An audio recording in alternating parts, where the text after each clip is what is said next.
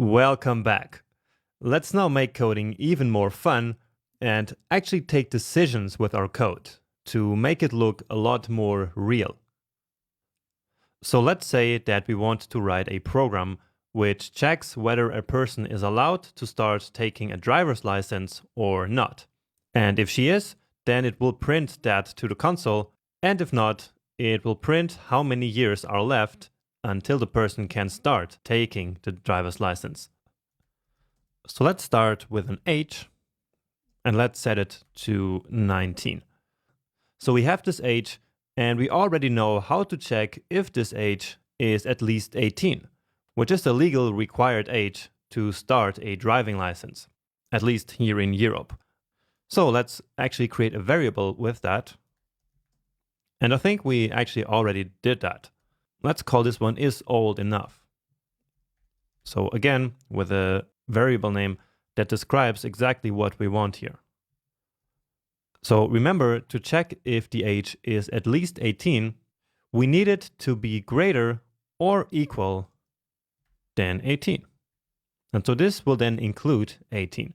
So if the age is 18, the result of this operator here, or of this operation, will then be true. Only if the age is 17 or 16 or anything below, it will turn out to be false.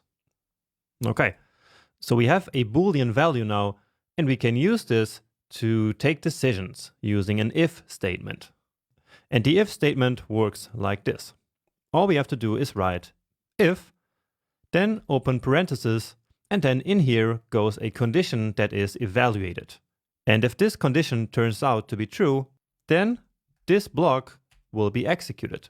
So basically whatever code that we write into this block, which is denoted by these curly braces, will be executed whenever the condition that's here is true.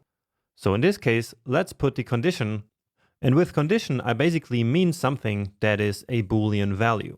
So let's use our is old enough variable here, because we already know that this will always be a Boolean. So again, whenever this value here is true, then the code that's in this block here will be executed. And if it's false, well, then it's not going to be executed. So let's log to the console. Sarah can start driving license. And let's just add a fun emoji here. And on the Mac, that's Command Control Space. And on Windows 10, the shortcut is Windows plus the period sign. But adding the emoji here is also not really important. So let's give it a save and try this out now.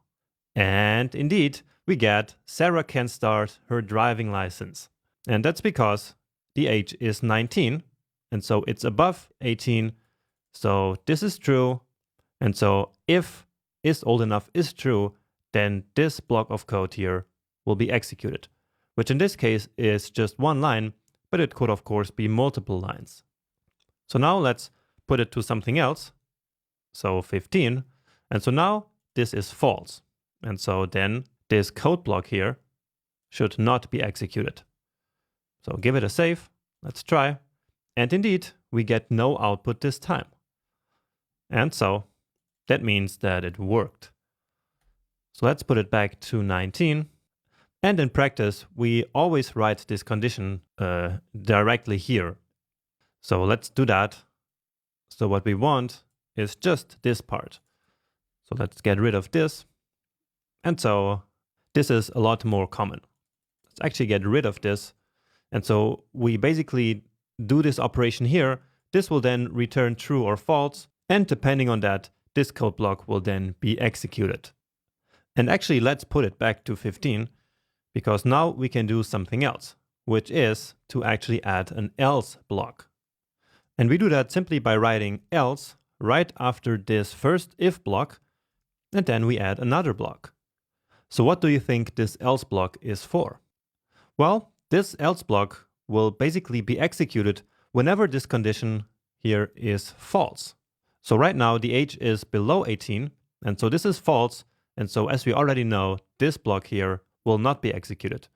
Instead, the else block will be executed. So whatever code we have here. So let's write some code in here.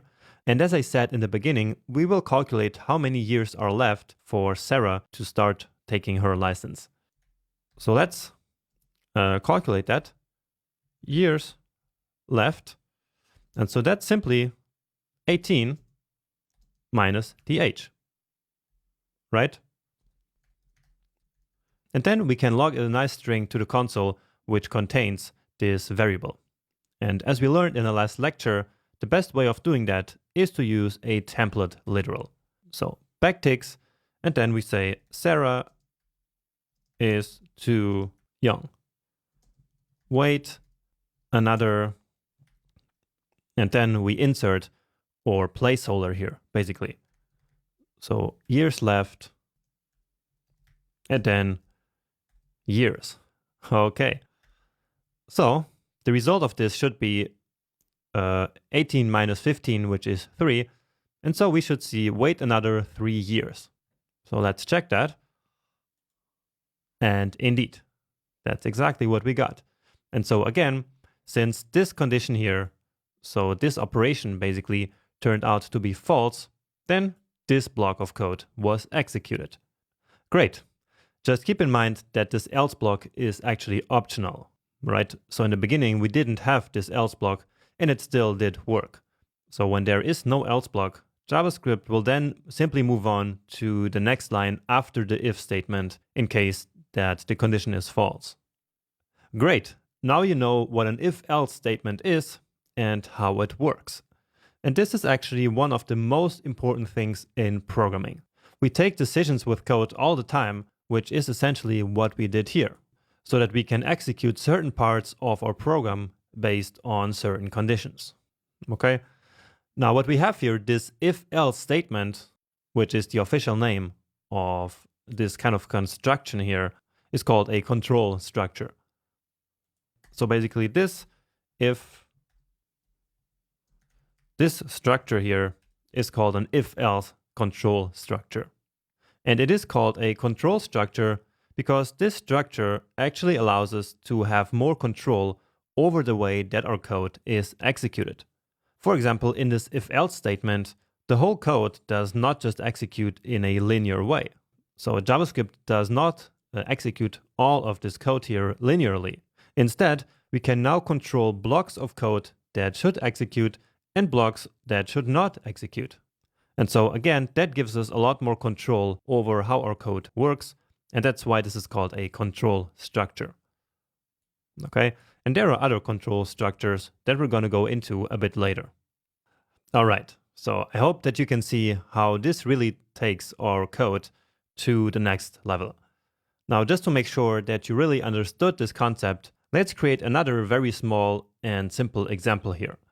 And this time, let's actually create a variable conditionally and not just always use console.log. So let's create a birth year variable. I think we don't have it in this lecture yet. That's right. And so now what we want to do is to create a variable called century, which will basically contain the century in which this person was born. So in this case, it was the 20th century. But for example, if the person was born in let's say 2015, then it would be the 21st century. So to do that, we can of course write an if-else statement. So we can say if the birth year is below or equal to 2000, then let century equal 20. And so that then means the 20th century. And if not, then let century be 21. So we're assuming that the person is not born in the 19th century. So we're not accounting for something like this, for example. So instead, we always have the 20th or the 21st century. Now, to actually make this work, we need to define the century variable outside of the if or else blocks. We will go deeply into why that is, But for now, what you need to know is that this is because a variable that we define inside of any code block, which is what this here is. So this is a code block, and this is a code block. And any variable that we declare inside of one of these blocks will not be accessible outside of the block. So let me just show that to you very quickly. So if I try to read century now, then I will get an error here. You see, century is not defined. And so what we need to do is to define century outside and simply leave it empty. And then in here, we can then conditionally reassign it. Okay? And so now let's see how this works. And indeed, now we get the century 20. So 1998 is below 2000, and so this person was born in the 20th century. Now let's say 2012, and so that should now be 21st century. And indeed, that's exactly the result. So I hope that this example 2 made sense to you. Now, don't worry about the fact that we had to declare the century variable outside of the blocks. What matters here is that you understand the logic of the if-else statement. Okay? And I hope that was clear enough. But anyway, let's quickly recap. We can take decisions using code using the if-else statement. And for that, we write if, and then we open up parentheses, and in there we need a condition. And a condition is essentially any code that returns a true or a false value. And so this is a perfect example of that, because this operator here will return true or false, right? And so we can use this operator to create a condition, essentially. Then, if the condition is true, this block will be executed. So all the code that is in there, no matter how many lines of code there are. Now, if the condition turns out to be false, then this else block will be executed instead. So JavaScript will then skip this first block and go to the second block, which is this one. But the else block is actually optional. So if you don't have the else block, then simply no code will be executed. And this, in a nutshell, is how the if-else statement works. And remember that this is really powerful. So make sure that you really understand how this works. And when you do understand, then you can move on to the next video where there is a small challenge waiting for you.